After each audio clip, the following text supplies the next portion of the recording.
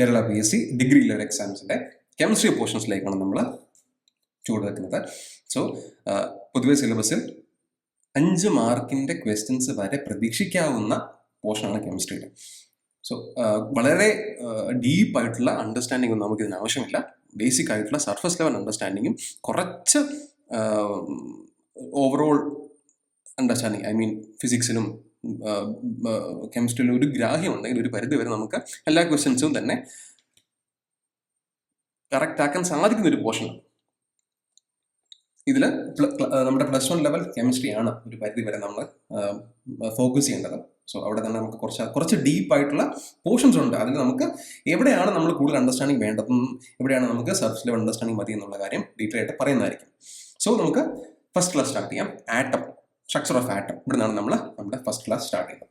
Atom, അണു, പരമാണു എന്ന് പറഞ്ഞ concepts Indian mythology, Indian philosophers, Greek philosophers പലപ്പോഴായിട്ട് ചർച്ച ചെയ്തിട്ടുള്ള ഒരു ടോപ്പിക്കാണ്. ഓക്കെ, നമ്മുടെ പല മിഥോളജിക്കൽ ടെക്സ്റ്റിലും ഈ അണുവിനെ പറ്റിയും പരമാണുവിനെ പറ്റിയും വളരെ വലിയ ഡിസ്കഷൻ നടന്നിട്ടുണ്ട്. പക്ഷെ അപ്പോഴുള്ള കൺസെപ്റ്റിന്റെ ആഴം എന്ന് പറയുന്നത് atom was further non divisible എന്നാണ് അവർ പറഞ്ഞുകൊടുക്കുന്നത്. അതായത് ആറ്റത്തെ അതായത് ഒരു വലിയ മാറ്റർ, അതിനെ നമുക്ക് ചെറുതാക്കി കൊണ്ടുവന്നാൽ അത് ആറ്റത്തിലെത്തും. And that is the final stage upon which it is not further divisible എന്നാണ് നമ്മൾ പണ്ട് വിശ്വസിച്ചുകൊണ്ടിരുന്നത്. ഇനി മാറ്റർ എന്താണ് എന്നറിയാൻ മേലാത്തവരുണ്ടെങ്കിൽ ജസ്റ്റ് ഇത്രയും മാത്രം അറിഞ്ഞു വെക്കുക. Anything which has a mass and occupies a space is called matter. അതായത് ഏതെങ്കിലും ഒരു ദ്രവ്യം എടുക്കുക, ആ ദ്രവ്യം അല്ലെങ്കിൽ എന്തെങ്കിലും ഒരു സാധനം വിച്ച് ഹാസ് അതിൻ്റെതായ പിണ്ഡവും അതിന് ഉൾക്കൊള്ളാൻ ഒരു സ്പേസും ആവശ്യമുണ്ട് എങ്കിൽ നമ്മൾ ദ്രവ്യം അഥവാ മാറ്റർ എന്ന് വിളിക്കും. മാറ്ററിനെ പറ്റി നമ്മൾ ഡീറ്റെയിൽ ആയിട്ട് ഡിസ്കഷൻസ് പിന്നീട് വരുന്ന ക്ലാസ്സുകളിൽ ഉണ്ടാകും. അതുപോലെ തന്നെ ഫിസിക്സിന്റെ പോർഷൻസിലും ഒരു ഇന്റർലിങ്ക് വരുന്നുണ്ട്. So you will be studying about matter much more deeply. So for the time നമുക്ക് അവിടെ തൽക്കാലത്തേക്ക് അവിടെ നിർത്താം. നമ്മുടെ ബേസിക് ആറ്റം അണ്ടർസ്റ്റാൻഡിങ്ങിനെ പൊളിച്ചെഴുതിക്കൊണ്ട് മുമ്പോട്ട് വരാൻ ധൈര്യപ്പെട്ടത് ജോൺ ഡാൾട്ടൺ ആയിരുന്നു. ജോൺ ഡാൾട്ടന്റെ അറ്റോമിക് തിയറിയാണ് പിന്നീട് ആറ്റത്തെ പറ്റിയും സബ് ആറ്റോമിക് പാർട്ടിക്കിൾസിനെ പറ്റിയും വലിയൊരു ചർച്ചയ്ക്ക് ചുക്കാൻ പിടിച്ച എക്സ്പീരിയൻസ്. അപ്പോൾ ഡാൾട്ടന്റെ അറ്റോമിക് തിയറി ഏതൊരു ഒരു പഠനത്തിന്റെ ഇനീഷ്യൽ സ്റ്റേജസിൽ കുറച്ചധികം ഫെയിലിയേഴ്സ്, കുറച്ചധികം പോസിറ്റീവ്സും നെഗറ്റീവ്സും ഉണ്ടാകും. സിമിലർലി ഡാൾട്ടന്റെ അറ്റോമിക് തിയറിക്കും കുറച്ചധികം പോസിറ്റീവ്സും കുറച്ചധികം നെഗറ്റീവ്സും ഉണ്ടായിരുന്നു. സോ പോസിറ്റീവ്സ് എന്ന് പറയുന്നത് law of conservation of it was able to explain law of conservation of mass, ദ്രവ്യ സംരക്ഷണ നിയമം, അതുപോലെ ലോ ഓഫ് കോൺസ്റ്റന്റ് കോമ്പോസിഷൻ, നിശ്ചിത അനുപാതങ്ങളുടെ നിയമം, അതുപോലെ ലോ ഓഫ് മൾട്ടിപ്പിൾ പ്രൊപ്പോർഷൻ വളരെ ഡീറ്റെയിൽ ആയിട്ട് അദ്ദേഹത്തിന് എക്സ്പ്ലെയിൻ ചെയ്യാൻ സാധിച്ചിരുന്നു. So law of conservation of mass നമുക്ക് അറിയാവുന്ന പോലെ തന്നെ ഇതെന്താണ്? Mass can neither be created nor be destroyed, but it can be transform from one form to another. അത്രയുള്ളൂ. ബേസിക്കലി ഒരു ഒബ്ജക്റ്റിന്റെ അല്ലെങ്കിൽ ഒരു മാറ്ററിന്റെ അല്ലെങ്കിൽ ദ്രവ്യത്തിന്റെ പിണ്ഡം നമുക്ക് ഒരിക്കലും നശിപ്പിക്കാനോ പുതുതായി ഉണ്ടാക്കാനോ സാധിക്കത്തില്ല. എന്നാൽ അതിനെ മറ്റൊരു രൂപത്തിലേക്ക് മാറ്റാൻ സാധിക്കും എന്നുള്ളതാണ് law of conservation of mass. Law of conservation of composition എടുക്കുക.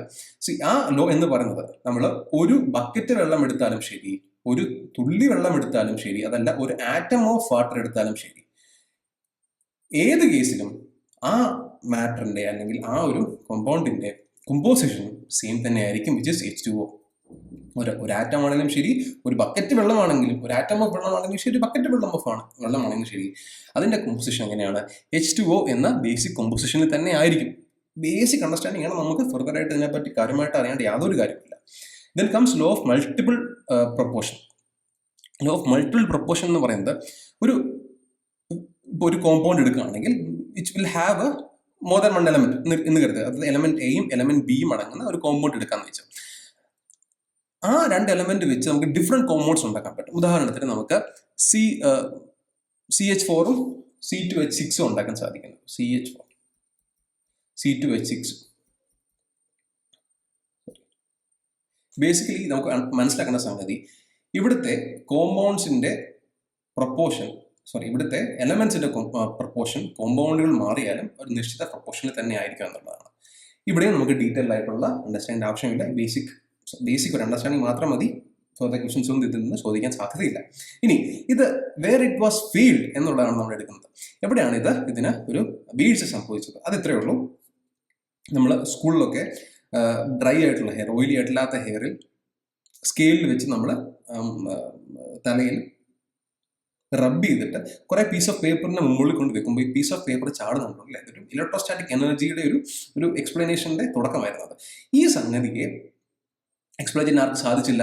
ഡാൽട്ടന്റെ അറ്റോമിക് തിയറിക്ക് സാധിച്ചില്ല. ഓക്കെ, അവിടെ നിന്നാണ് സബ് ആറ്റോമിക് പാർട്ടിക്കിളിനെ പറ്റിയുള്ള പഠനങ്ങൾ വീണ്ടും നെക്സ്റ്റ് ലെവലിലേക്ക് എത്തുന്നതും ഇലക്ട്രോണിനെ കണ്ടുപിടിക്കുന്നത്. Electron discovery, proton discovery and neutron discovery led to bigger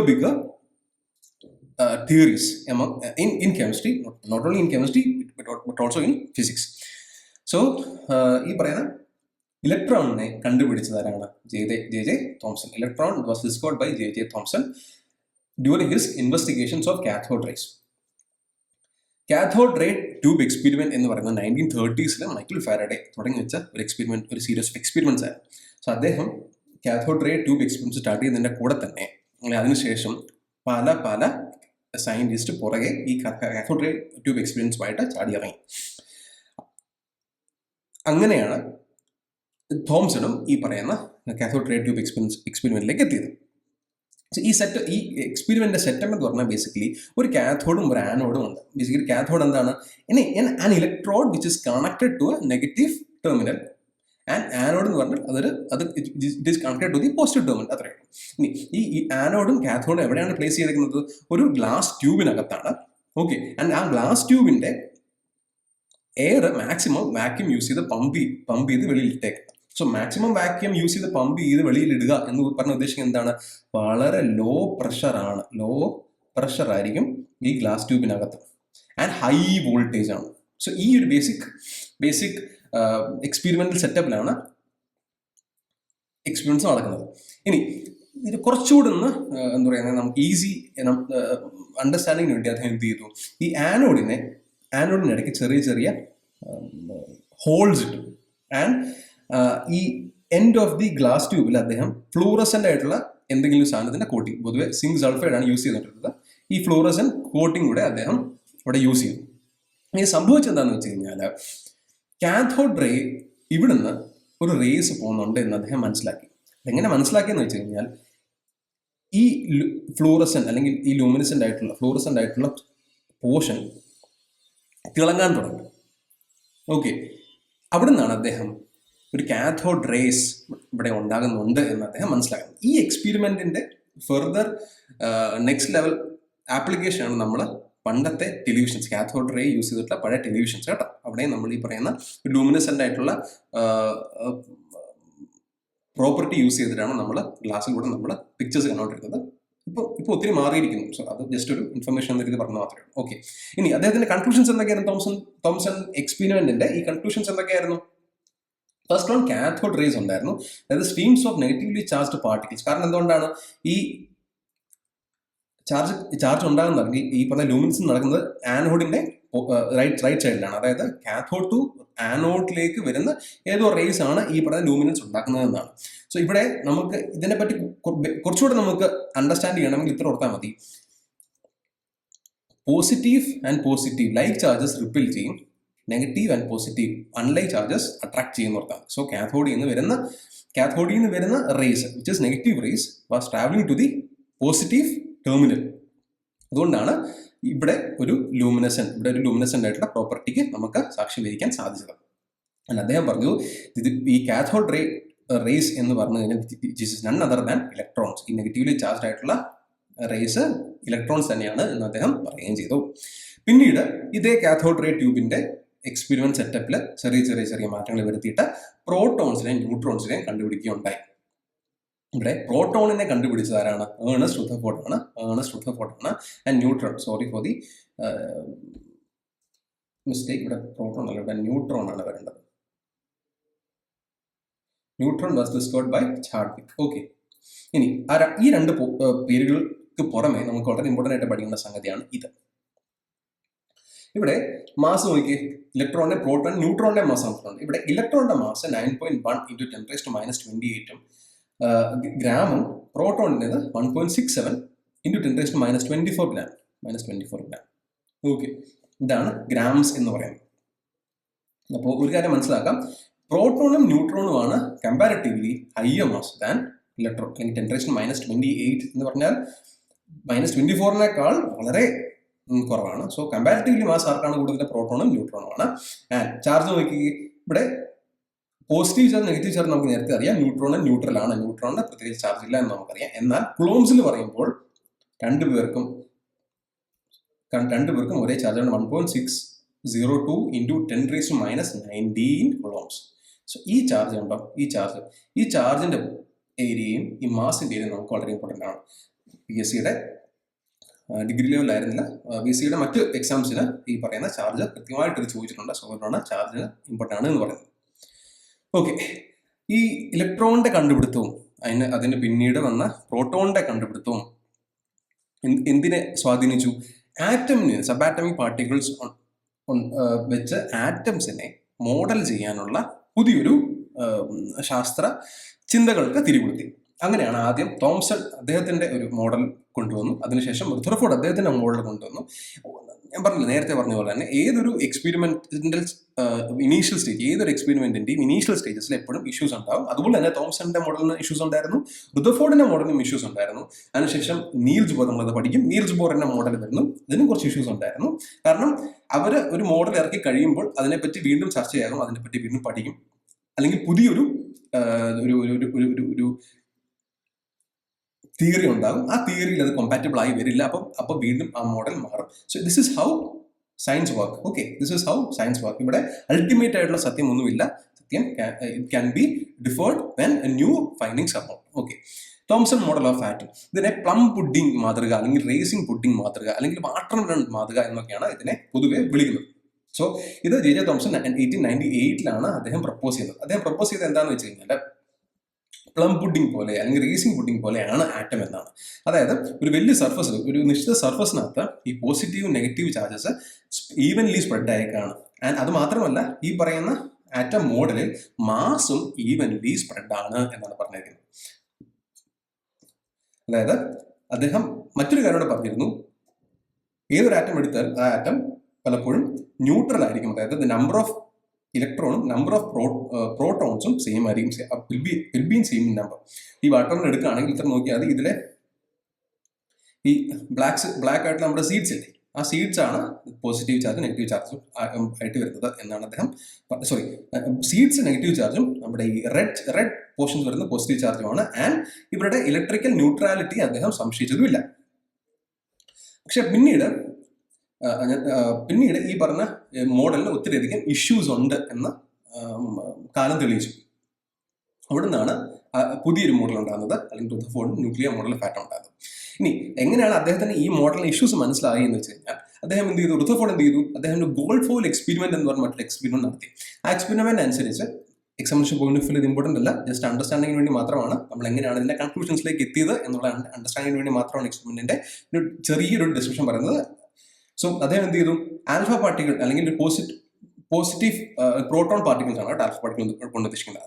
ഈ കുറെ പ്രോട്ടോൺസിനെ അദ്ദേഹം എന്ത് ചെയ്തു, ഒരു ഗോൾഡ് ഫോയിലേക്ക് അദ്ദേഹം വളരെ ഹൈ വെലോസിറ്റിയിൽ അദ്ദേഹം ഷൂട്ട് ചെയ്തു, ഹൈ വെലോസിറ്റിയിൽ. ലെഡ് പ്ലേറ്റ് യൂസ് ചെയ്തത് അതിനെ ടാർഗറ്റ് ചെയ്യാൻ വേണ്ടിയാണ്, കൃത്യമായിട്ട് അതിനെ ടാർഗറ്റ് ചെയ്യാൻ വേണ്ടിയാണ്. അപ്പോൾ ഈ ഗോൾഡ് ഫോയിലേക്ക് അദ്ദേഹം വിടുമ്പോൾ അദ്ദേഹത്തിനുള്ള ബേസിക് അണ്ടർസ്റ്റാൻഡിങ് എന്തായിരുന്നു? According to Thomson model of atom, തോംസന്റെ മോഡൽ ഓഫ് ആറ്റം അനുസരിച്ച് എന്ത് ചെയ്തു, the mass of each gold atom in the foil should have been spread evenly over the entire atom. അതായത് ഈ ഗോൾഡ് ഫോയിലിലെ മാസ്, ഗോൾഡ് ഫോയിൽ ആറ്റത്തിന്റെ mass evenly spread ആണല്ലോ. അപ്പൊ അതുകൊണ്ട് തന്നെ ഒരു നിശ്ചിത പ്ലേസിൽ ഒരിക്കലും മാസ് കോൺസെൻട്രേറ്റഡ് അല്ല. അപ്പൊ അതുകൊണ്ട് തന്നെ ഈ നമ്മൾ വിടുന്ന ഭൂരിഭാഗം ആൽഫ പാർട്ടിക്കിൾസും വളരെ ഈസിലി ഈ ഗോൾഡ് ഫോയിലിനെ ക്രോസ് ചെയ്ത് ഓപ്പോസിറ്റ് സൈഡിൽ എത്തും എന്നാണ് അദ്ദേഹം ചിന്തിച്ചിരുന്നത്. ആൻഡ് അദ്ദേഹം ഒരു വളരെ സ്മോൾ എമൗണ്ട് ഓഫ് പാർട്ടിക്കിൾസ് മാത്രമേ അതിന്റെ സ്പീഡ് ഒന്ന് കുറയാനോ അല്ലെങ്കിൽ ഡയറക്ഷൻ മാറാനോ സാധ്യതയുള്ളൂ എന്നും അദ്ദേഹം എക്സ്പെരിമെന്റിന് മുന്നേ തോംസന്റെ മോഡൽ ഓഫ് ആറ്റം വെച്ച് അദ്ദേഹം മനസ്സിലാക്കി. അല്ലെങ്കിൽ അദ്ദേഹം നേരത്തെ ഇതായിരിക്കും ഇതിന്റെ ഔട്ട്കംസ് എന്ന് അദ്ദേഹം എഴുതി വെച്ചിരുന്നു. എന്നാൽ പോസ്റ്റ് എക്സ്പെരിമെന്റ് ഒബ്സർവേഷൻ ഡിഫറെന്റ് ആയിരുന്നു. തോംസൺ പറഞ്ഞ പോലെ ഈവൻലി ആയിരുന്നില്ല ഈ പറഞ്ഞ ആറ്റംസിന്റെ മാസ് ഡിസ്ട്രിബ്യൂട്ട് ചെയ്തിരുന്നത്. അതിന് അദ്ദേഹം തെളിവായി പറഞ്ഞത് ഈ ആൽഫ പാർട്ടിക്കിൾ ഉണ്ടല്ലോ, ഈ ആൽഫ പാർട്ടിക്കിൾസ് ഭയങ്കര വലിയ ഡയറക്ഷനിൽ ഡിഫ്ലക്ട് ചെയ്തു പോയി. അതായത് എവിടെയോ തട്ടി അത് വളരെ വലിയ ആംഗിളിൽ അത് ഡിഫ്ലക്ട് ചെയ്തു.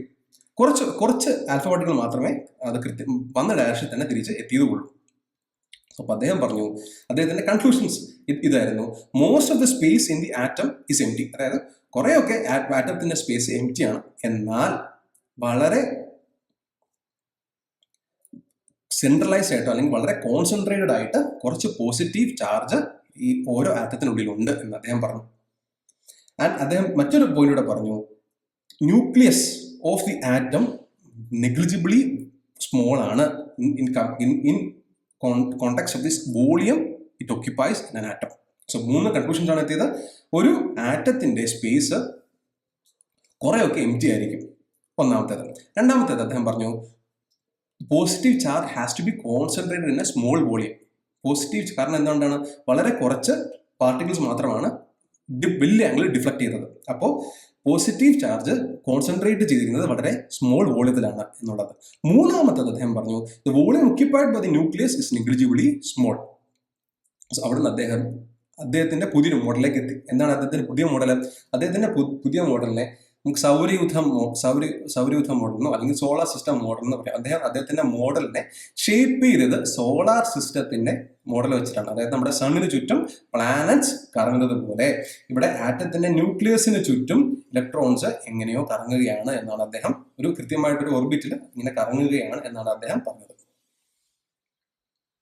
ആൻഡ് അദ്ദേഹം പറഞ്ഞു, ഈ ന്യൂക്ലിയസിനുള്ളിലാണ് ആരുള്ളത്? പ്രോട്ടോൺസ് ഉള്ളത് എന്നും അദ്ദേഹം പറഞ്ഞു. സോ ഒരു സോളാർ സിസ്റ്റത്തിന്റെ അതേ ഫാഷനിലാണ് നമ്മുടെ ആറ്റത്തിനകത്ത് പ്രോട്ടോണും ന്യൂട്രോണും ഇലക്ട്രോൺസും അറേഞ്ച് ചെയ്തിരിക്കുന്നത്. സണ്ണിന്റെ പൊസിഷനിൽ ന്യൂക്ലിയസ് ഉണ്ട്. ആ ന്യൂക്ലിയസിന് ചുറ്റും ഇലക്ട്രോൺസ് ഒരു നിശ്ചിത ഓർബിറ്റിൽ അത് ഓർബിറ്റ് ചെയ്യുകയാണ്, അല്ലെങ്കിൽ അത് മൂവ് ചെയ്യുകയാണ് എന്നാണ് അദ്ദേഹത്തിന്റെ മോഡലിൽ പറഞ്ഞത്.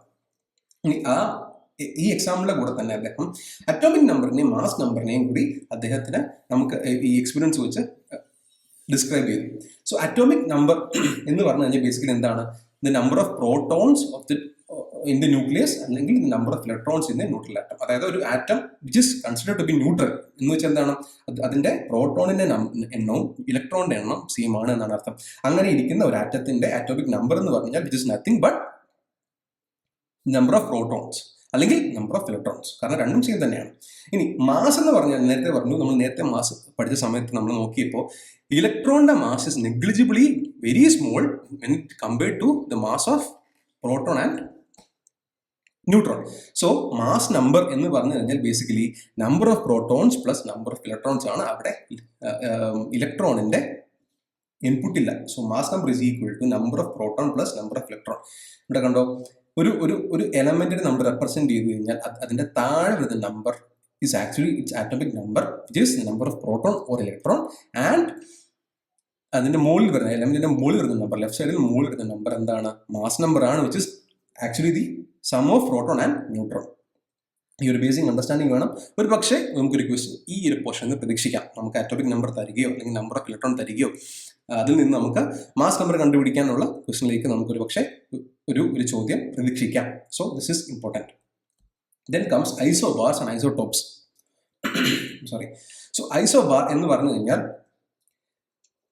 ഡിഫറെന്റ് ആറ്റോമിക് നമ്പറും എന്നാൽ സെയിം മാസ് നമ്പറും ഉള്ള ആറ്റംസിനാണ് നമ്മൾ ഐസോബാർ എന്ന് വിളിക്കുന്നത്.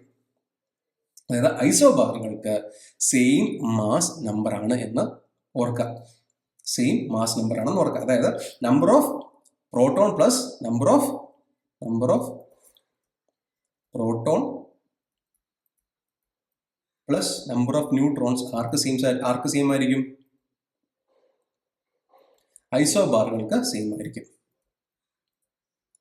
ആൻഡ് ഐസോടോപ്പ് എന്ന് പറഞ്ഞു കഴിഞ്ഞാൽ they have identical atomic number but different mass number. Mass number different ആയിരിക്കും, എന്നാൽ അവരുടെ പ്രോട്ടോണുകൾ അല്ലെങ്കിൽ ഇലക്ട്രോണുകളുടെ നമ്പർ സെയിം ആയിരിക്കും.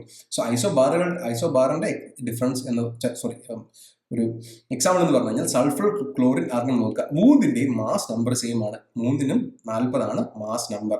എന്നാൽ മൂന്നിന്റെയും അറ്റോമിക് നമ്പർ നോക്കിയേ, 16, 17 and 18. When it comes to isotopes എടുക്കുകയാണ്. ഐസോടോപ്സിന്റെ എക്സാമ്പിൾ ഹൈഡ്രജൻ, പ്ലൂട്ടോണിയം, ഡ്യൂട്രിയം, ട്രൈട്രിയം. സോ ഇവരുടെ അറ്റോമിക് നമ്പറുകൾ എന്തായിരിക്കും? ഐഡന്റിക്കൽ ആയിരിക്കും. അറ്റോമിക് നമ്പറുകൾ സെയിം ആയിരിക്കും, എന്നാൽ അവരുടെ മാസ് നമ്പേഴ്സ് ഡിഫറെന്റ് ആയിരിക്കും. ഓക്കെ, ഇനി എങ്ങനെയാണ് ഈ അറ്റോമിക് നമ്പറുകളുടെയും മാസ് നമ്പറുകളുടെ ഡിഫറൻസ് അതിന്റെ കെമിക്കൽ പ്രോപ്പർട്ടീസിനെ ബാധിക്കാന്ന് ചിന്തിച്ചു നോക്കുകയും. ഏതെങ്കിലും ഒരു എലമെന്റിന്റെ ഇലക്ട്രോൺ നമ്പേഴ്സ് ആണ് അതിന്റെ കെമിക്കൽ പ്രോപ്പർട്ടീസിനെ തീരുമാനിക്കുന്നത്.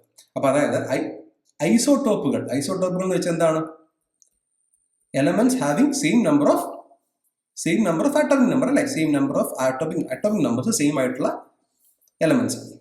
അതായത് അവയുടെ ഇലക്ട്രോണുകളുടെ എണ്ണം സെയിം ആണ്. നമുക്കൊരു കാര്യം നമുക്ക് മനസ്സിലാക്കാം. ഐസോടോപ്പുകളുടെ കെമിക്കൽ പ്രോപ്പർട്ടീസ് എപ്പോഴും സെയിം ആയിരിക്കും. എന്നാൽ ഐസോബാറുകൾ എടുക്കാം. ഐസോബാറുകളുടെ മാസ് നമ്പേഴ്സ് ആണ് എപ്പോഴും സെയിം, അല്ലെ? ഐസോബാറുകളുടെ മാസ് നമ്പേഴ്സ് ആണ് സെയിം. സോ ഐസോബാറുകളുടെ കെമിക്കൽ പ്രോപ്പർട്ടീസ് ഡിഫറെന്റ് ആയിരിക്കാം. ചിലപ്പോൾ അവരുടെ ഫിസിക്കൽ പ്രോപ്പർട്ടീസ് സെയിം ആയിരിക്കാം. അതിനും എക്സെപ്ഷൻസ് ഉണ്ട്. പക്ഷെ ഒരു കാര്യം നമുക്ക് ഉറപ്പിക്കാം, ഐസോടോപ്പുകളുടെ കെമിക്കൽ പ്രോപ്പർട്ടീസ് സെയിം ആയിരിക്കും, because it is controlled by the number of electrons. Okay ആണല്ലോ? ഇനി ഐസോബാറുകളുടെ chemical properties will be different, that is for sure. ഇനി റുദർഫോർഡിന്റെ ഈ മോഡലുകൾക്കും കുറെ അധികം ഡ്രോബാക്സ് ഉണ്ടായിരുന്നു. ഉദാഹരണത്തിന് അദ്ദേഹം പറഞ്ഞു നമ്മുടെ സണ്ണിന് ചുറ്റും പ്ലാനറ്റ്സ് കറങ്ങുന്നത് പോലെ ന്യൂക്ലിയസിന് ചുറ്റും ഇലക്ട്രോൺസ് കറങ്ങുകയാണെന്നാണ് പറഞ്ഞത്. An object traveling in a circular orbit, even if it is traveling in a constant speed, എപ്പോഴും ഒരു ആക്സിലറേഷൻ ഉണ്ട്. എന്തുകൊണ്ട് ആക്സിലറേഷൻ ഉണ്ട് എന്ന് പറഞ്ഞു കഴിഞ്ഞാൽ, ഒരു സർക്കുലർ ഓർബിറ്റിൽ അല്ലെങ്കിൽ സർക്കുലർ ഡയറക്ഷനിൽ ട്രാവൽ ചെയ്യുന്ന object will always changing it's direction, അല്ലെ? ഓരോ തവണ ഈ റൈറ്റിന് ലെഫ്റ്റിലേക്കാണ് പോകുന്നതെങ്കിൽ അതിനർത്ഥം ഈ ഒബ്ജക്റ്റ് അല്ലെങ്കിൽ ഈ പറയുന്ന electron will be changing its direction at every time interval. ഓരോ ടൈം ഇന്റർവെല്ലിലും ഈ പറയുന്ന ഇലക്ട്രോൺ അതിന്റെ ഡയറക്ഷൻ മാറ്റിക്കൊണ്ടിരിക്കുകയാണ്. സോ ഡയറക്ഷൻ മാറുന്നു, അല്ലെങ്കിൽ സ്പീഡ്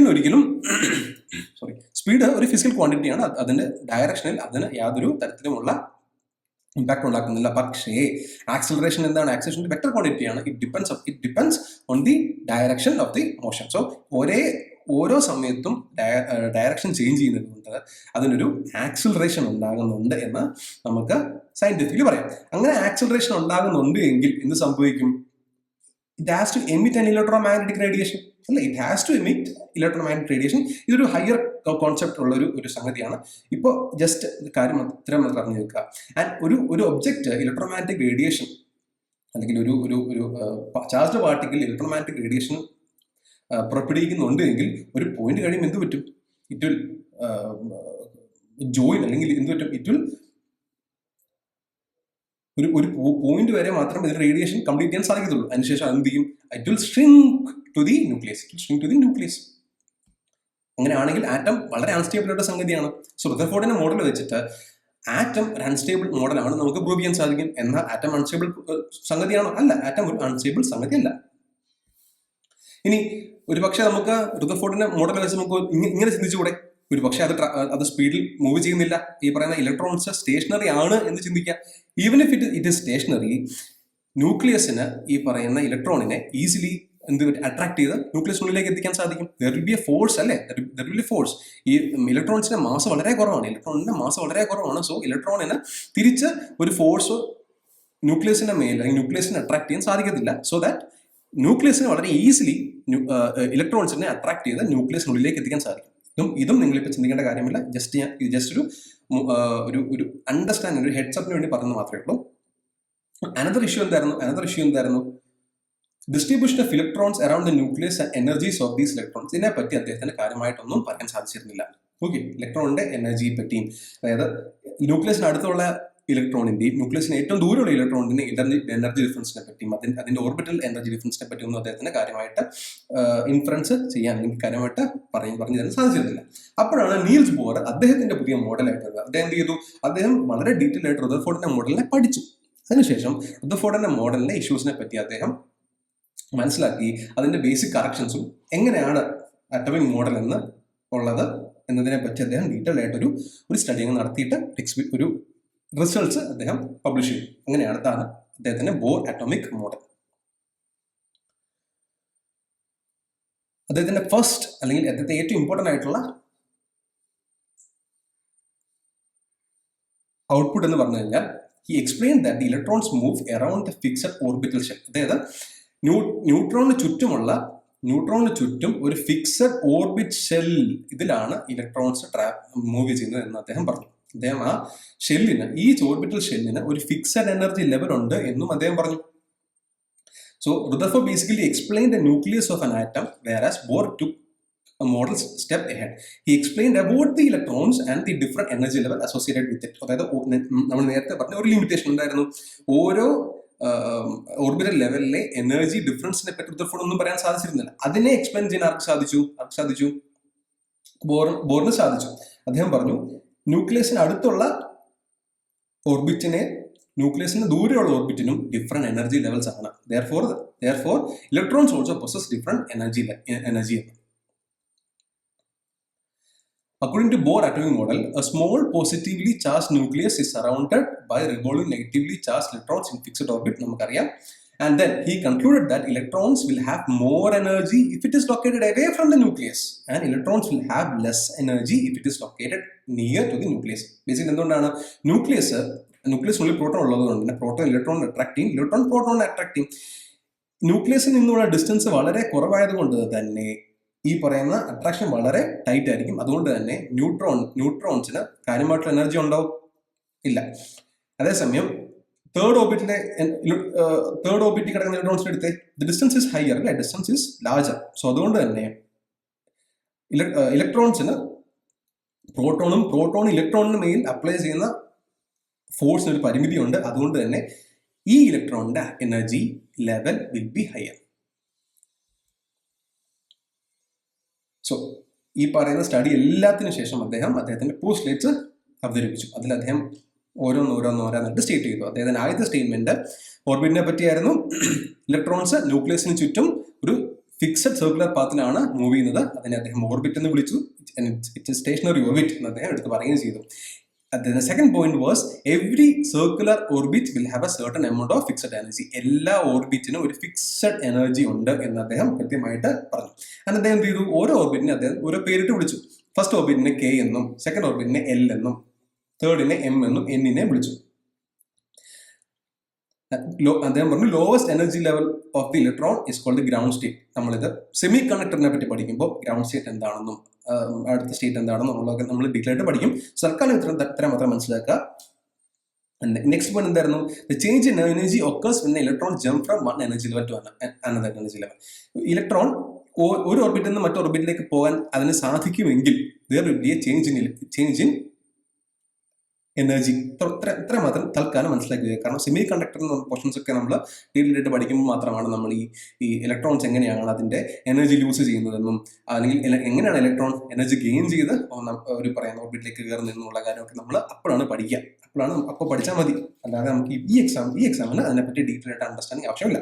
സോ ഇത്ര മാത്രം ഓർത്ത് വെക്കുക. പിന്നെ electron jump from one orbit to another. അത് higher orbit to lower orbit ആണെങ്കിൽ ശരി, lower orbit to higher orbit ആണെങ്കിൽ ശരി, whenever an electron jumps from a orbit to another, it has to, there will be a release in energy or absorption energy. അല്ലെങ്കിൽ നമുക്ക് ഇങ്ങനെ polish ചെയ്ത് പറയാം എന്താണ്? there will be a change in energy whenever the electrons jump from one orbit അല്ലെങ്കിൽ one energy level to the other. Okay, ഇനി ഇതാണ് അദ്ദേഹം പ്രപ്പോസ് ചെയ്ത ഓർബിറ്റിന്റെ സ്ട്രക്ചർ. ഓക്കെ, ഇതില് കെ ഷെല്ലാണ് first orbit, second orbit L ഷെല്ലാണ്, പിന്നീട് എം വരും, പിന്നെ എൻ വരും, പിന്നെ അങ്ങനെയാണ് അദ്ദേഹം ഷേപ്പ് ചെയ്യുന്നത്. ആൻഡ് അദ്ദേഹം പറഞ്ഞ മറ്റൊരു പോയിന്റ്, ഫസ്റ്റ് ഓർബിറ്റിൽ 2 ഇലക്ട്രോൺസിനുള്ള സ്പേസേ ഉള്ളൂ. കാരണം 2 ഇലക്ട്രോണിന് അദ്ദേഹം അതിനർത്ഥം എന്താ, ഈ 2 ഇലക്ട്രോണിനെ വളരെ ടൈറ്റ് ആയിട്ട് ന്യൂക്ലിയസിന് അല്ലെങ്കിൽ നമ്മുടെ പ്രോട്ടോണ് വളരെ ടൈറ്റ് ആയിട്ട് പിടിച്ചു നിർത്താൻ സാധിക്കും. ദെൻ കംസ് ആരാണ് സെക്കൻഡ് ലെവൽ. ഈ സെക്കൻഡ് ലെവലിൽ അല്ലെങ്കിൽ എൽ ലെവലിൽ മാക്സിമം 8 ഇലക്ട്രോൺസിനെ വരെ ഹോൾഡ് ചെയ്യാൻ സാധിക്കും എന്നാണ് അദ്ദേഹം പറഞ്ഞത്. സോ 1 2 3 4 5 6 7 8 ഇങ്ങനെ 8 ഇലക്ട്രോൺസിനെ ഹോൾഡ് ചെയ്യാൻ സാധിക്കും. ആൻഡ് അദ്ദേഹം പറഞ്ഞ തിയറി അനുസരിച്ച് നമ്മൾ ഡിഫറൻസ് അറിയാമല്ലോ. The energy at which the electrons are being held by the nucleus in the K shell will be different with the energy at which the nucleus is holding the electrons in the L shell. ആദ്യത്തെ K ഷെല്ലിലെ ഇലക്ട്രോൺസിനെ കുറച്ചുകൂടെ tight ആയിട്ട് ന്യൂക്ലിയസിന് hold ചെയ്യാൻ സാധിക്കും, കാരണം ദൂരം കുറവാണ്. And K ഷെല്ലിനേക്കാൾ ദൂരത്തുള്ള L ഷെല്ലിലെ ഇലക്ട്രോൺസിനെ കുറച്ച് loose ആയിട്ടായിരിക്കും ആര് ഹോൾഡ് ചെയ്യുന്നത്, ന്യൂക്ലിയസ് ഹോൾഡ് ചെയ്യുന്നത്. അതിന് ലൂസ് ആയിട്ടായിരിക്കും അതിന് മുകളിലുള്ള ഷെല്ലിൽ ഹോൾഡ് ചെയ്യുന്നത്.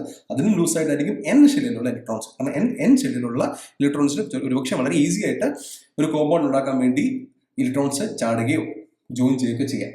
ഞാനിപ്പോൾ പറഞ്ഞു ഇത് ഹയർ ഓർഡർ കെമിസ്ട്രിയാണ്, നമുക്ക് തൽക്കാലം അതിൻ്റെ ആവശ്യമില്ല. ഇനി എങ്ങനെയാണ് ഈ പറഞ്ഞ ഇലക്ട്രോൺ ഡിസ്ട്രിബ്യൂഷൻ വേരിയസ് ഓർബിറ്റ്സ്, അതിന്റെ ഫോർമുല 2n² ആണ്. Okay, 2n². n denotes number of orbit.